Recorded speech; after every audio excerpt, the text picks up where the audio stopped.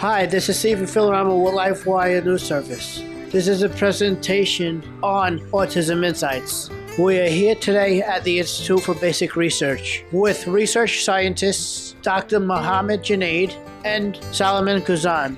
Thank you, gentlemen, for joining us today. How are you, Dr. Mohammed? Very well. It's a pleasure to have you here. Thank you. Welcome all. Thank you. We always want to help each other out, humanity on the whole, so helping medically is the best way. I have been doing research for past over 25 years. For past few years, if you may have noticed through the media and all, there is a lot of talk about increased cases of autism in the population. So we are trying to find out the reasons for that, the biological reasons. So for that, we use tissues that come from human donors.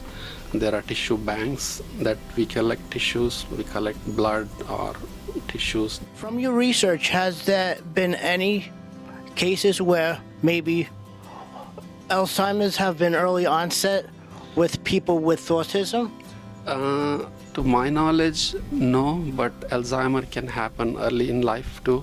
If, like I said, there are some genes that may have gone wrong early, they can cause onset of Alzheimer's at a younger age. Normally, Alzheimer onset is beyond 60, 70 years of age. Right. But if someone has inherited a defective gene, it might lead to early onset of Alzheimer's disease. This is Gregory Perosi at the Institute for Basic Research for LifeWire News Service. Today we're with Dr. Mohammed Junaid and his colleague Salonon Kuizon. How are you guys doing today? Very good. Now, Dr. Junaid, what are your credentials and your field of the study of autism? I have a doctorate degree, a PhD in biochemistry, but I also have experience in molecular biology. So we look at basically the molecules, our life in terms of little chemical molecules. Now, Dr. Kuizon, what are your credentials in your field of study of autism? Well, first of all, I'm not a doctor. I just have a BS in biology from the City University of New York. And my credentials are I've been working in the lab for about 36 years now. Dr. Junaid, how did you get started in the field of autism? Actually, I was working on a different disorder, which is called Batten's disease. When we completed that study, I had the option of expanding my research. So my mentor at the time offered me if I want to switch to autism research, because not much research had been done on autism. So back in 2000 when I started, there were very few scientists who were actually doing research in the field of autism. So that prompted me to take over research or move my research towards autism, finding biological causes for autism. Okay. Dr. Junaid, can you give us an idea of the research that you do here at IBR? Yeah, in my lab, we are using different techniques to find the biological causes for autism. We believe there can be something wrong in the genes that leads to autism. What's a gene?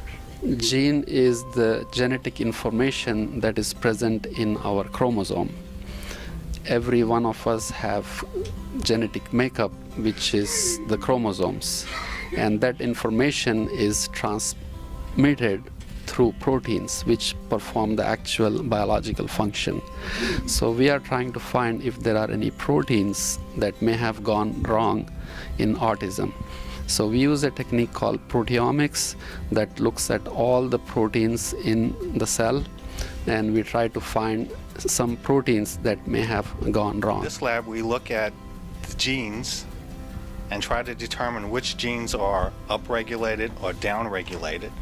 And then through the literature, we find out which one of those changed genes are controlling aspects of autism. And when we find that, we use a technique called microarray. This is a microarray slide. This slide can run either 4 or 8 samples. each of them we can analyze up to 60,000 probes. What are some causes of autism? That's what all the scientists have been trying all over the world. They're trying to find out the causes for increase in autism. Most of these studies are centered towards finding genes that may have gone wrong. There could be some environmental influence on the genes that might be responsible for autism. So in that aspect, we are looking at environmental factors that might cause or be responsible for autism. In our lab, we actually do different experiments. We use different techniques to find out causes for biological problems. This is called an isoelectric focusing strip. We put electrodes on two ends of this and apply a very high voltage electricity up to 10,000 volts. So that current allows proteins to focus into different positions based on their inherent charge. This machine is called a high performance liquid chromatography. Basically, this technique allows us to separate biological molecules from each other. When a mixture of material is present, you cannot study it.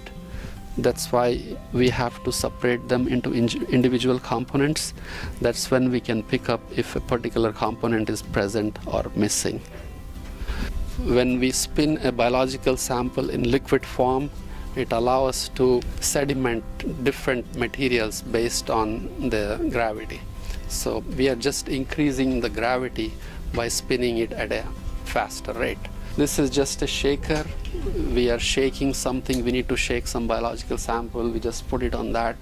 If we turn the machine on, it will rotate the sample. And the next to that is the machine I was talking that provides the high voltage electricity. Once again, gentlemen, thank you for being on the show. This is Steve Filoramo with LifeWire News Service. Thank you for watching and have a great day.